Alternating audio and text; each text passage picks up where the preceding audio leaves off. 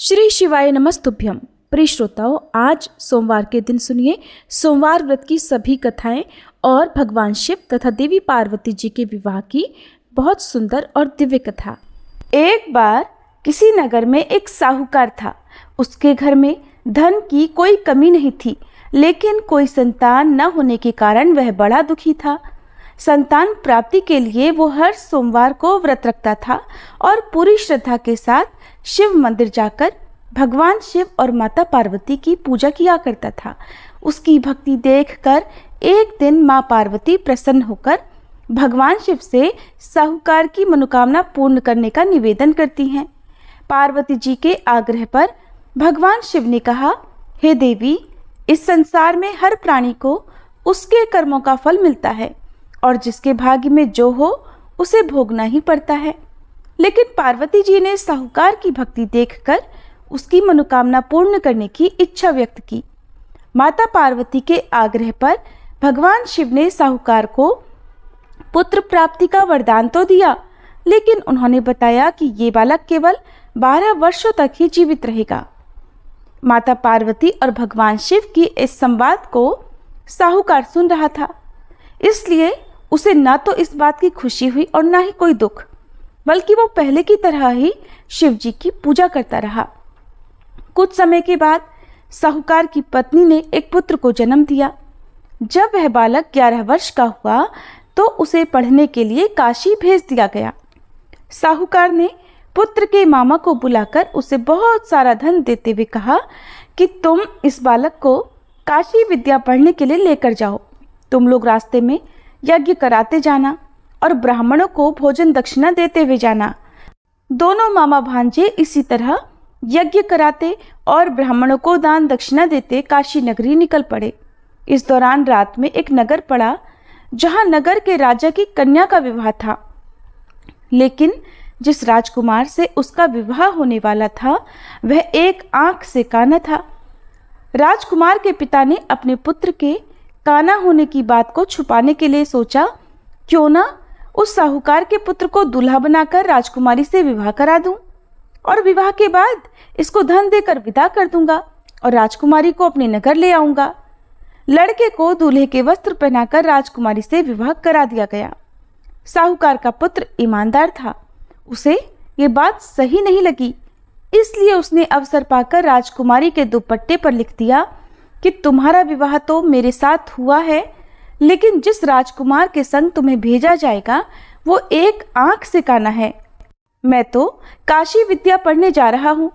जब राजकुमारी ने चुन्नी पर लिखी बातें पढ़ी तो उसने अपने माता पिता को ये बात बताई।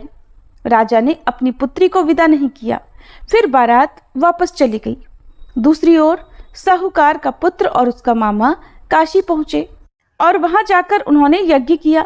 जिस दिन साहूकार का पुत्र 12 वर्ष का हुआ उस दिन भी यज्ञ का आयोजन था। लड़के ने अपने मामा से कहा कि मेरी तबीयत कुछ ठीक नहीं है। मामा ने कहा, तुम अंदर जाकर आराम कर लो। भगवान शिव के वरदान अनुसार कुछ ही देर में उस बालक के प्राण निकल गए। मृत भांजे को देखकर उसके मामा ने विलाप करना शुरू कर दिया।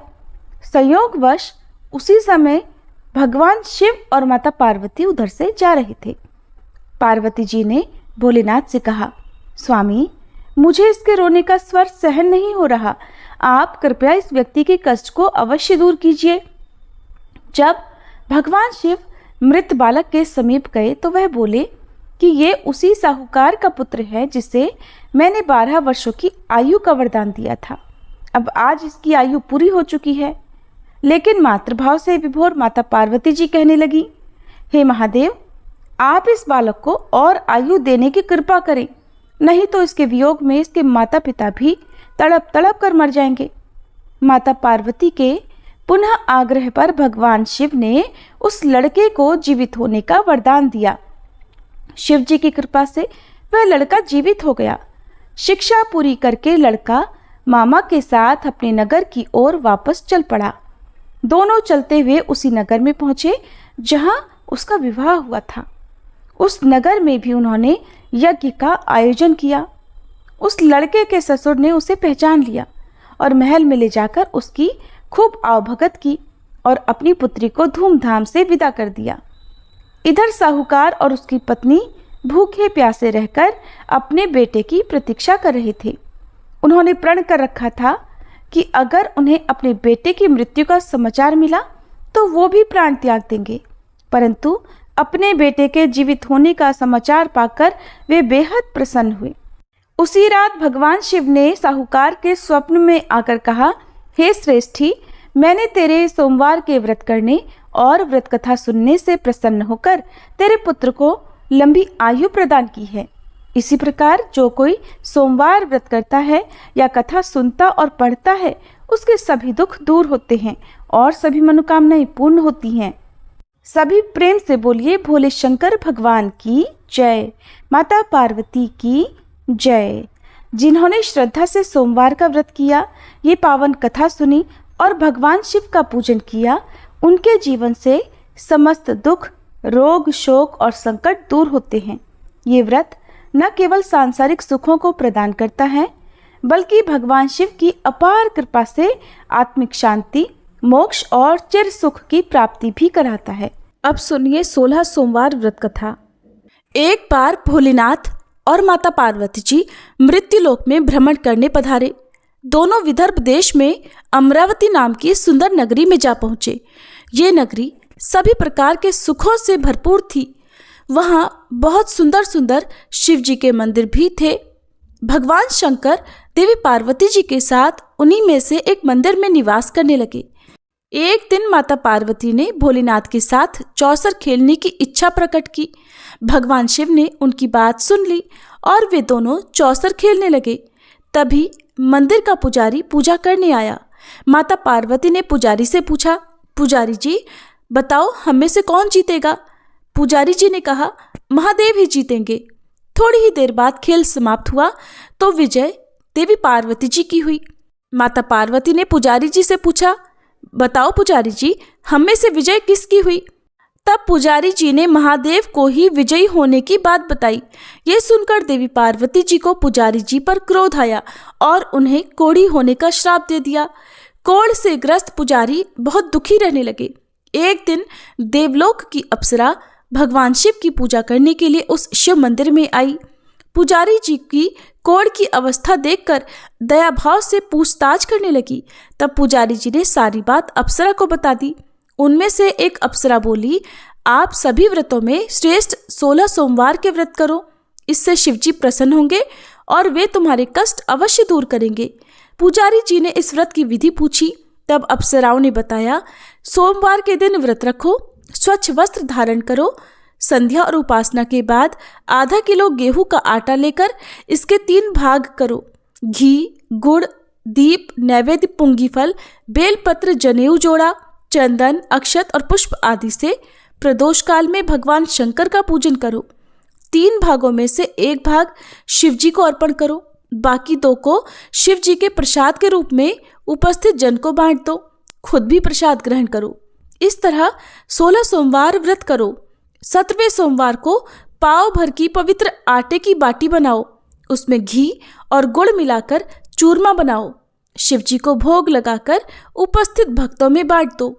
इसके बाद परिवार सहित प्रसाद ग्रहण करो तो इससे सभी मनोरथ पूर्ण हो जाते हैं। ऐसी बात बताकर अप्सराएं चली गईं। पुजारी जी ने अप्सराओं की बताई विधि अनुसार 16 सोमवार के व्रत किए, जिसके पुण्य प्रताप से भगवान शिव की कृपा और माता पार्वती की दया से पुजारी जी कोढ़मुक्त हो गए और आनंद से रहने लगे। कुछ समय के बाद भगवान शिव और देवी पार्वती जी वापस उसी मंदिर में आए। देवी पार्वती ने पुजारी जी को निरोगी देखकर कारण पूछा तो पुजारी जी ने 16 सोमवार व्रत की महिमा बताई। पार्वती जी खुद भी 16 सोमवार व्रत रखने के लिए तैयार हो गईं और इस व्रत को करने से उनके रूठे हुए पुत्र कार्तिकेय जी देवी पार्वती जी के आज्ञाकारी हो गए। कार्तिकेय जी ने जब माता से पूछा कि माता, आपने ऐसा क्या किया जिससे मेरा हृदय परिवर्तन हो गया, तब देवी पार्वती ने 16 सोमवार की कथा उन्हें सुना दी। कार्तिकेय जी ने अपने विशेष मित्र से जो कहीं खो गया था उससे मिलने की कामना में 16 सोमवार के व्रत किए तो उनका खोया हुआ मित्र उन्हें जल्दी मिल गया।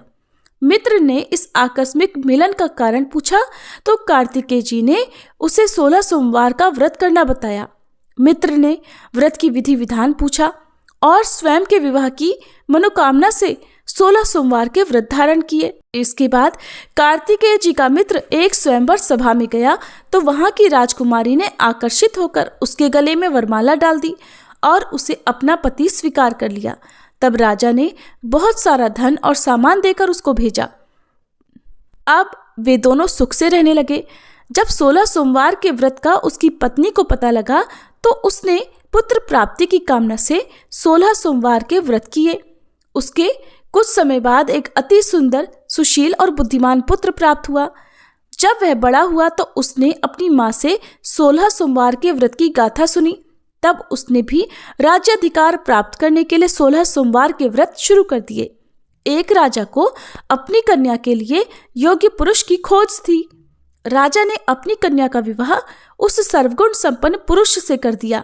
राजा के कोई पुत्र नहीं था तो उसने अपने दामाद की योग्यता देखकर उसे राजा बना दिया। राजा बनने के बाद भी वह 16 सोमवार के व्रत करता।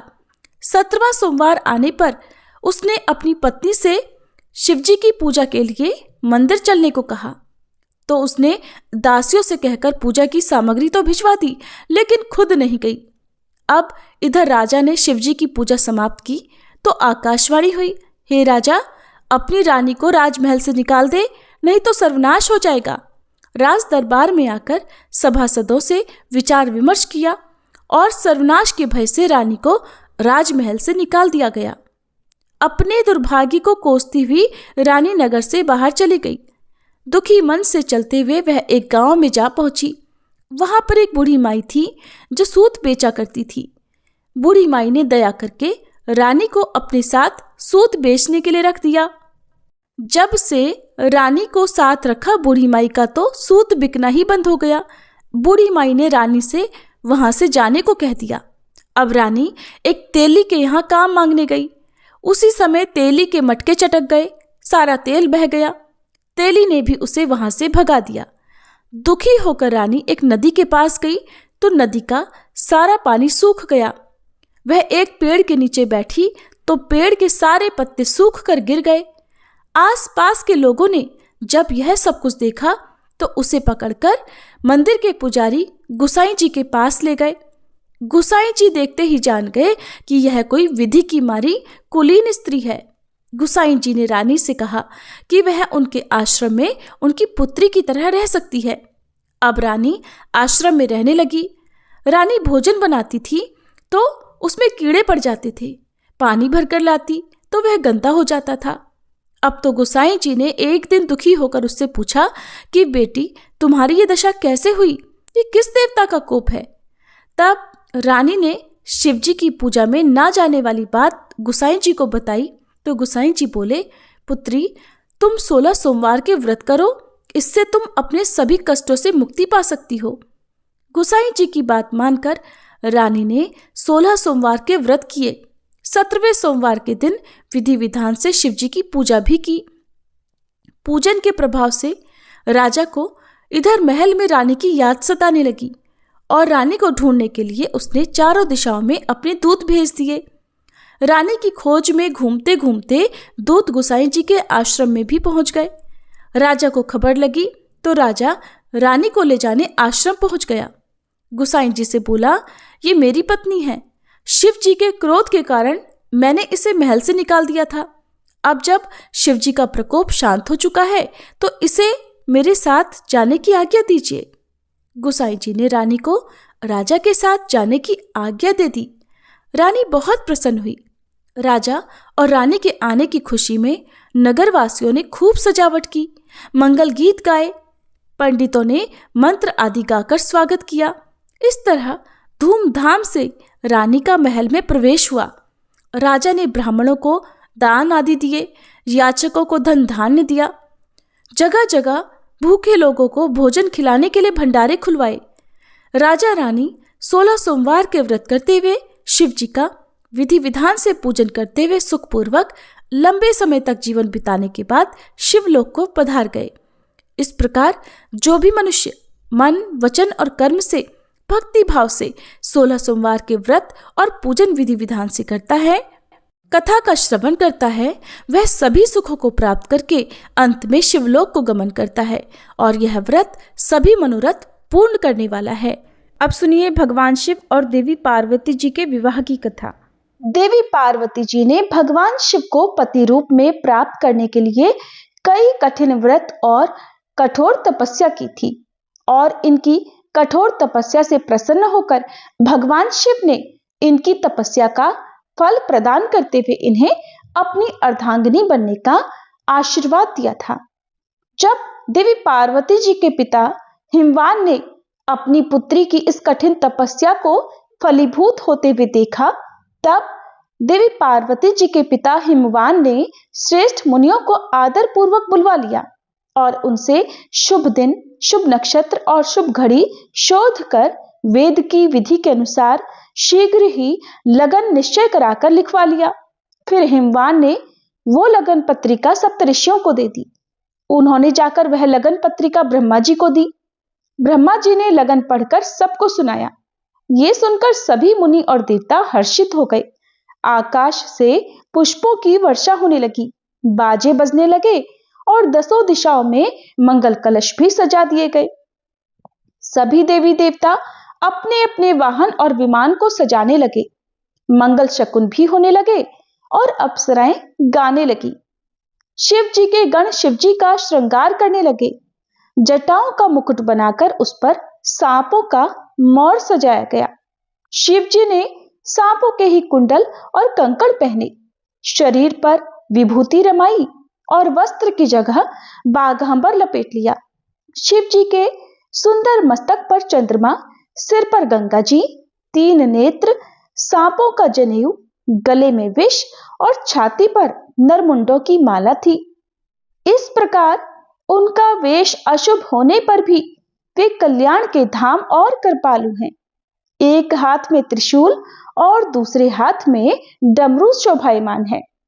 अब शिव जी बैल पर चढ़कर चलने लगे। बाजे बज रहे हैं। शिव जी को देखकर देवांगनाएं मुस्कुरा रही हैं और कहती हैं कि इस वर के योग्य तो कोई वधू संसार में नहीं मिलेगी।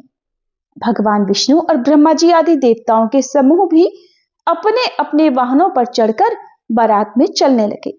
देवताओं का समाज परम सुंदर था, पर दूल्हे के योग्य बारात नहीं थी। तब श्री विष्णु ने सभी दिक्पालों को बुलाकर हंसकर कहा, सभी लोग अपने अपने दल समेत अलग अलग होकर चलो। हे भाई, हम लोगों की यह बारात वर के योग्य नहीं है, क्या पराये नगर में जाकर हंसी करवाओगे? श्री विष्णु भगवान की बात सुनकर देवतागण मुस्कुराए और वे अपनी अपनी सेना सहित अलग हो गए। महादेव जी ये देखकर मन ही मन मुस्कुराने लगे कि श्री विष्णु भगवान के व्यंग वचन नहीं छूटते। अपने प्यारे श्री विष्णु के इन अति प्रिय वचनों को सुनकर भगवान शिव ने भी भृंगी को भेजकर अपने सभी गणों को बुलवा लिया। शिव जी की आज्ञा सुनते ही सारे गण चले आए और उन्होंने भगवान के चरण कमलों में अपना शीश नवाया। तरह तरह की सवारियों और तरह तरह के वेशभूषा वाले अपने समाज को देखकर शिव जी हंसने लगे।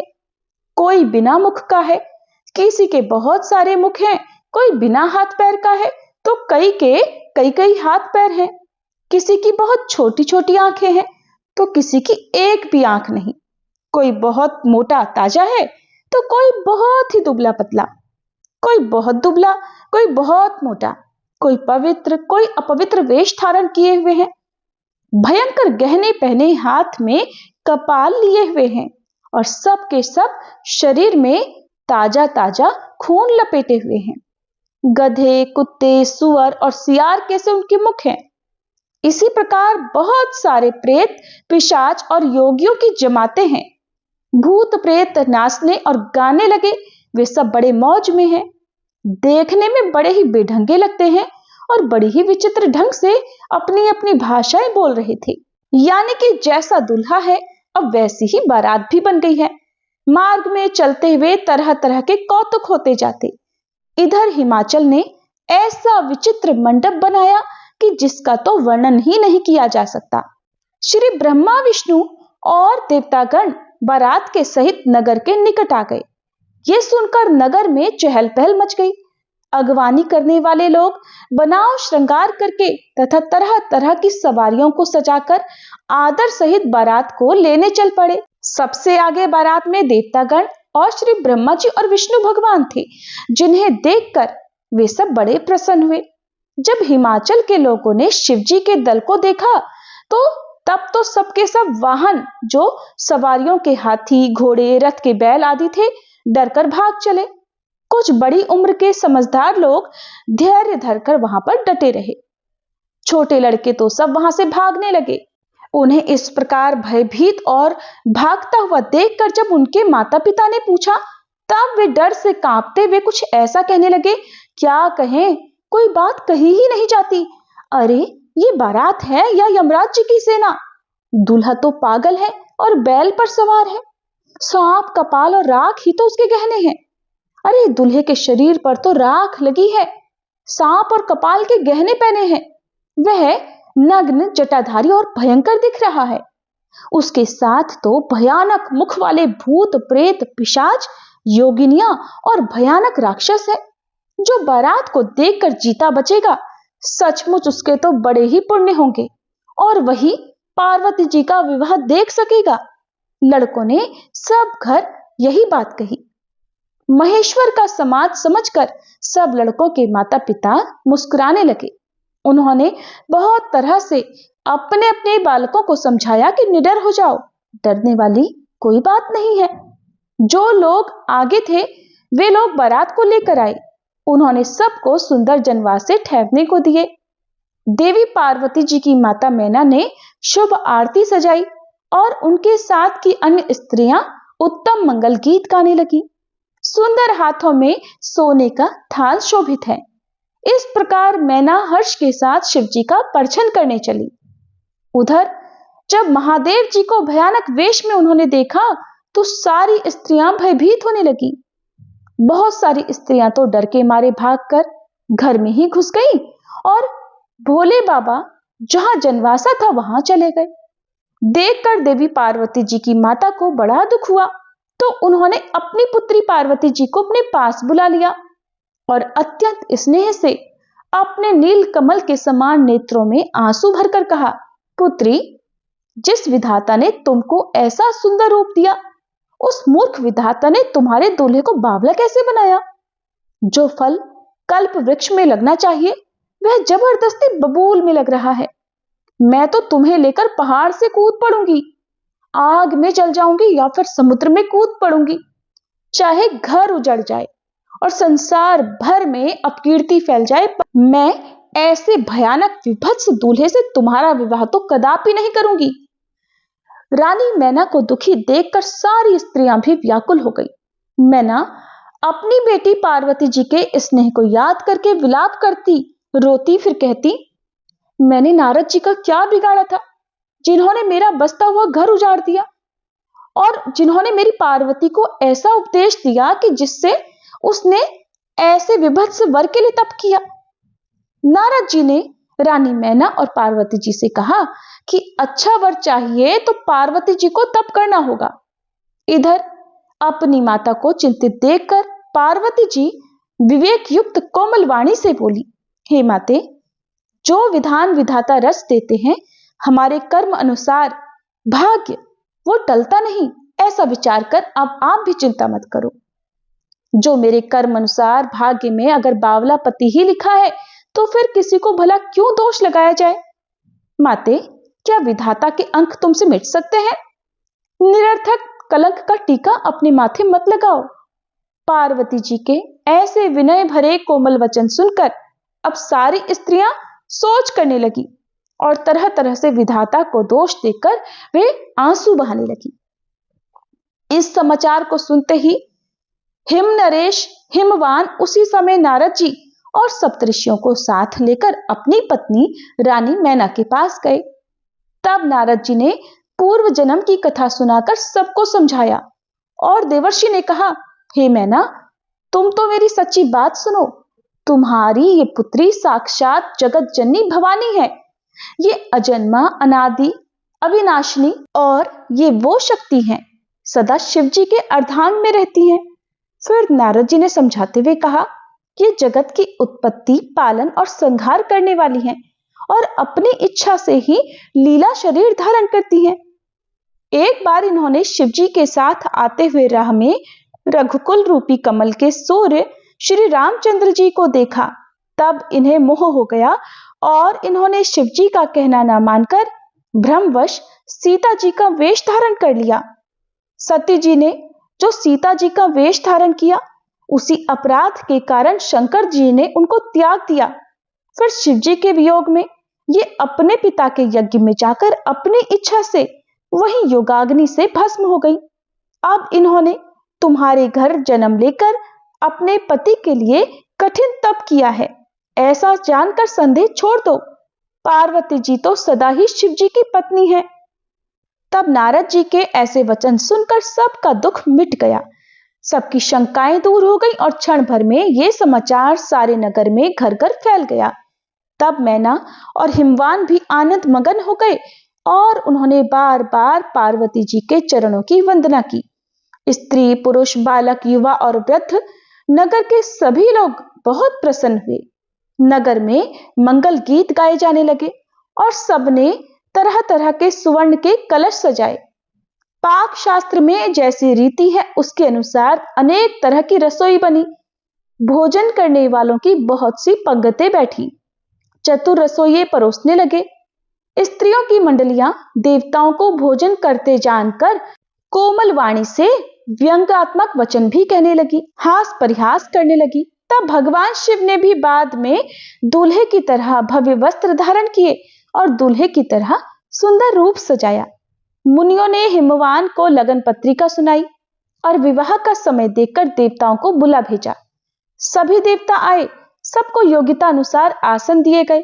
वेद की रीति से वेदी सजाई गई और स्त्रियां सुंदर श्रेष्ठ मंगल गीत गाने लगी। वेदिका पर एक अत्यंत सुंदर दिव्य सिंहासन था, जिसकी सुंदरता का तो वर्णन ही नहीं किया जा सकता, क्योंकि वह स्वयं ब्रह्मा जी के द्वारा बनाया हुआ था। ब्राह्मणों को सिर नवाकर और अपने स्वामी श्री रघुनाथ जी का स्मरण करके शिव जी उसी सिंहासन पर बैठ गए। मुनीश्वरों ने देवी पार्वती जी को बुलाया। सखियां श्रृंगार करके उन्हें ले आईं। पार्वती जी के रूप को देखते ही सभी देवता मोहित हो गए। तुलसीदास जी कहते हैं कि संसार में ऐसा कौन कवि है जो कि उस सुंदरता का वर्णन कर सके। जगदम्बिका जानी भवभामा, सुरनह मन ही मन कीन्ह प्रणामा। सुंदरता मरजात भवानी, जाई न कोट ही बंदउ बखानी। पार्वती जी को जगदम्बा और शिव जी की पत्नी समझकर तब देवताओं ने मन ही मन प्रणाम किया। मर्यादा का पालन करने के कारण से देवी पार्वती जी की सुंदरता का और बखान नहीं किया जा सकता। इसीलिए तुलसीदास जी ने लिखा, जगत मातु पितु शंभु भवानी, ते ही सिंगार न कहूं बखानी। भवानी जी की सुंदरता की सीमा अपरंपार है, करोड़ों मुखों से भी उनकी शोभा नहीं कही जा सकती। तब मुनियों की आज्ञा से शिव जी और देवी पार्वती जी के विवाह की विधि प्रारंभ की गई।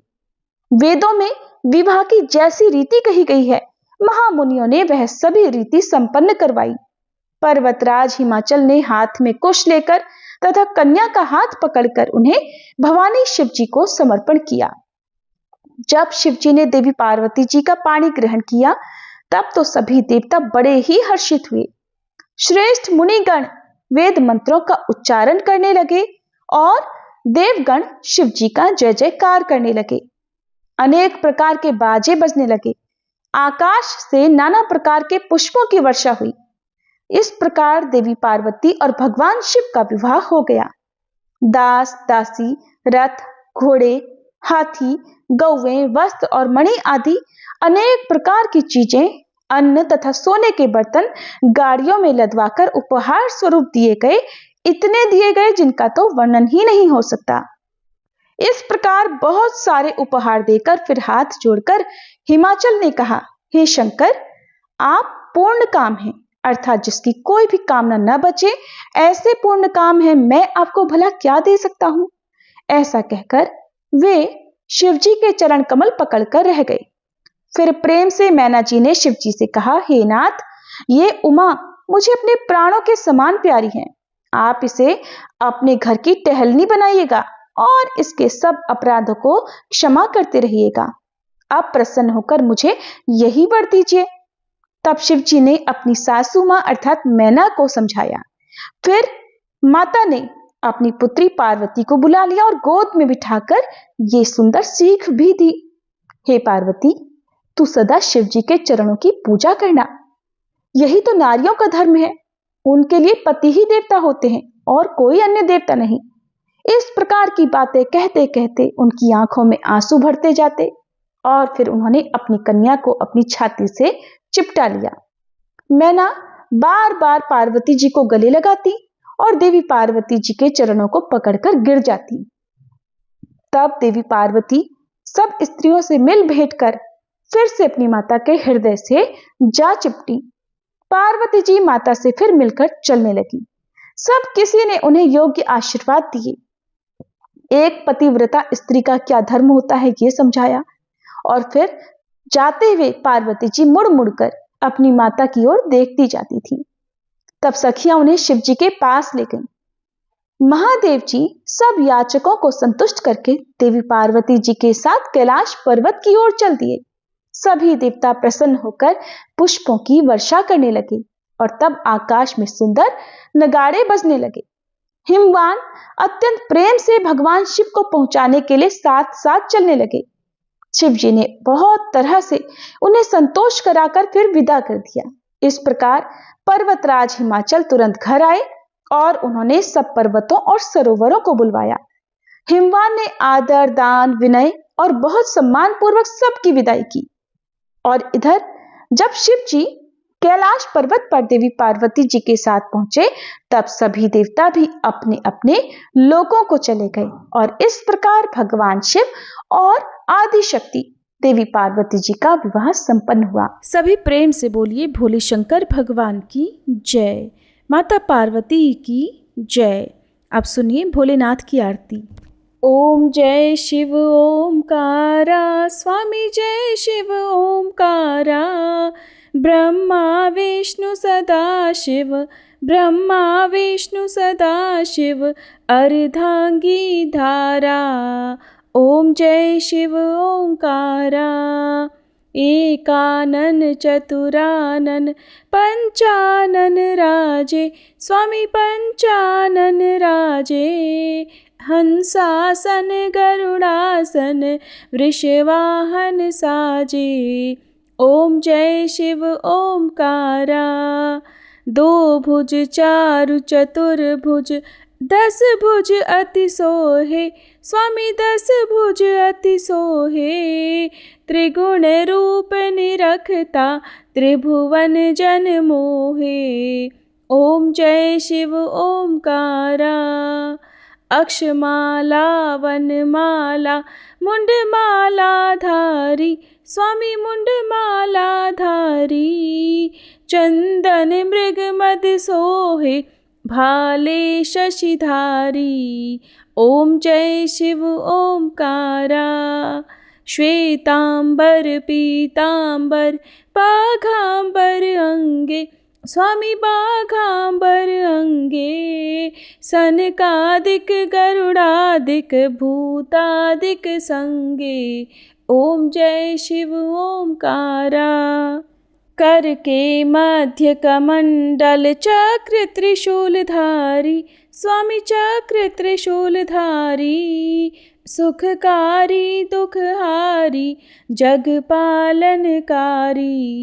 ओम जय शिव ओमकारा, ब्रह्मा विष्णु सदा शिव, जानत अविवेका, स्वामी जानत अविवेका, प्रणवाक्षर में शोभित, ये तीनों एका।